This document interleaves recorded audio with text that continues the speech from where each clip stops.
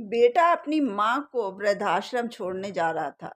माँ ने जाते वक्त अपने बेटे को एक डिब्बा पकड़ाया और कहा कि बेटा, जब तुम्हें इसकी सबसे ज्यादा जरूरत होगी तभी इस डिब्बे को खोलना।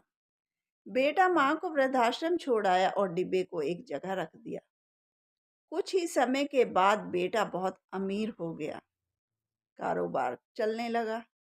लेकिन समय के साथ साथ बेटे का कारोबार ठप हो गया, बेटा बर्बाद हो गया।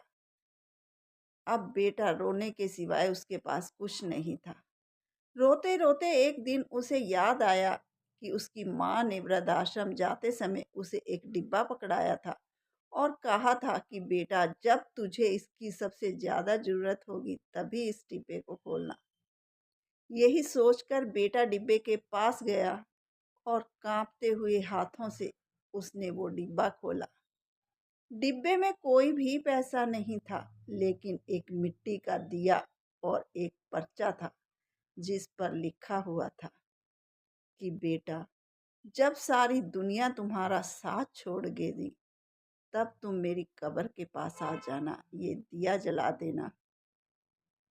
और वहां पर मैंने वो डिब्बा, जो तुम मेरे जन्मदिन पर, जो गुल्लक थी जिसमें तुम मेरे लिए पैसे जोड़ते थे, वो गल्ला मैंने वहीं पर दबा के रखा हुआ है। बेटे को अपने आप पर बहुत शर्म आने लगी, बहुत बेशर्मी महसूस होने लगी कि मेरी माँ ने मेरा बचपन के गल्ले, जिसमें मैं एक एक रुपया, दो दो रुपया करके डालता था, मेरी माँ ने मेरा वो गल्ला अब तक संभाल कर रखा हुआ है। तो ये माँ की एक बेटे को सीख थी।